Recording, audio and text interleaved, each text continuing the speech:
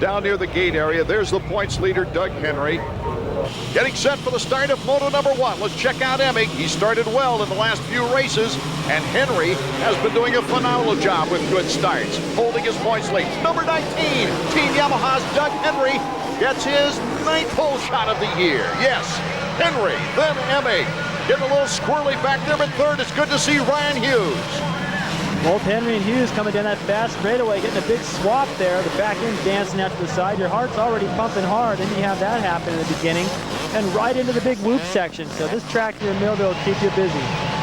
19 Henry, Emig number 1, Hughes number 10. Lusk has dropped back out of 4th. That's Pichon moving into 4th in front of Lusk. And Larocco with not a bad start.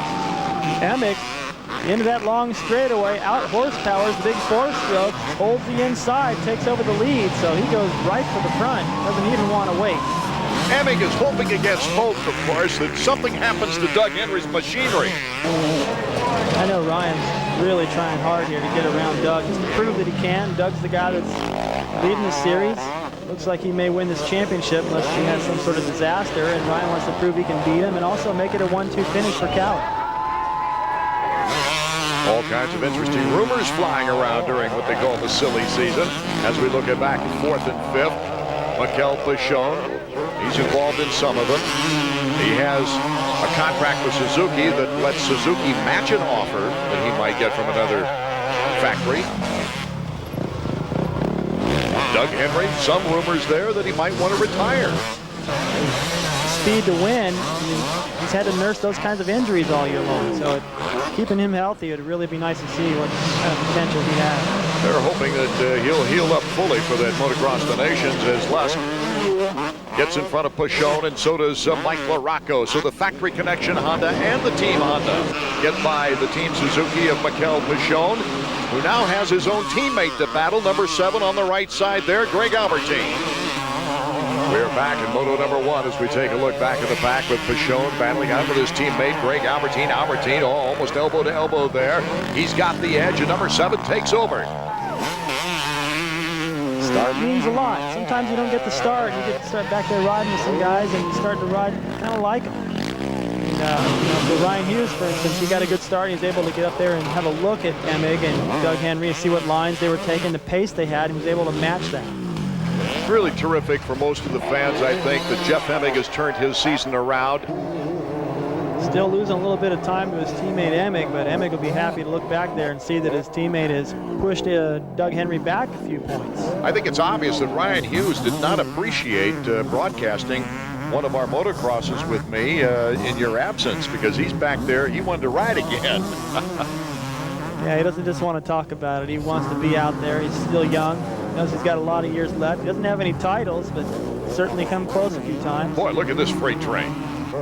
A real freight train behind Henry. It's Larocco number 5. Then you've got Lusk number 3. And then Albertijn number 7. You can save some energy for that second moto. The checkers and a nonchalant Jeff Emig has won his 7th moto of the season. And another consistent performance for the points leader, Doug Henry. Emig, Hughes, Henry, the top 3. Getting set for the second moto. Not much rest time for these guys. And beautiful weather in Millville, Minnesota.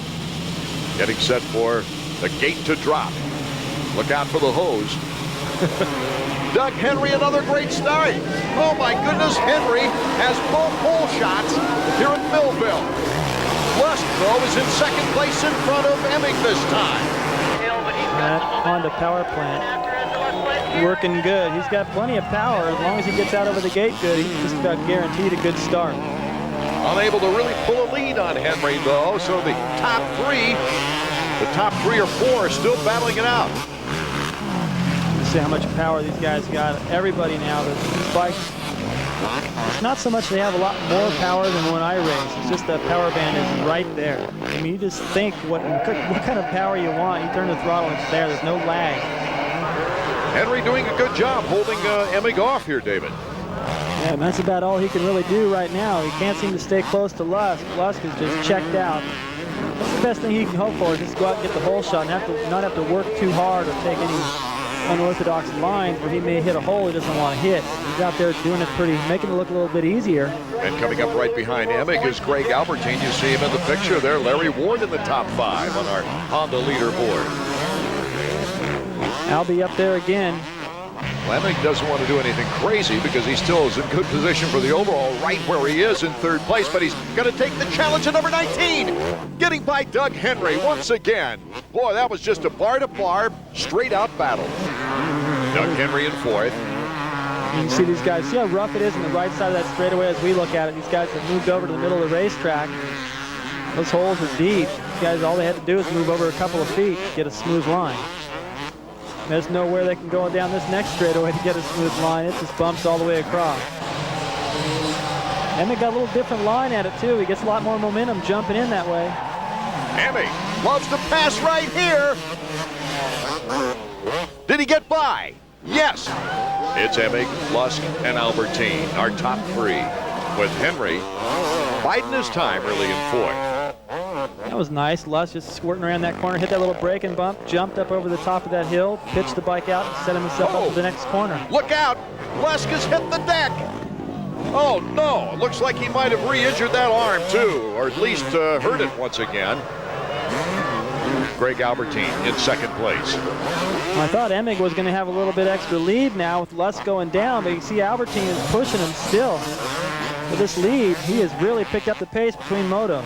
Albertijn, the opportunity. Oh, look out! Bucking Bronco! Albertijn goes over the bars. Well, he got off easy there. Look, that could have been a lot worse. There goes Henry. Henry in 2nd place. There's Pichon. There's Roger DeCoster on the right. Of course, he's hoping to re-sign Pichon for Team Suzuki next year. McKell also talking to Team Honda. But after the news of Kevin Windham possibly coming over to Honda, ooh, that's good to see his neck movement like that. He says, I'm okay. He's talking French, I believe, with his father. This is the worst place on this track to crash.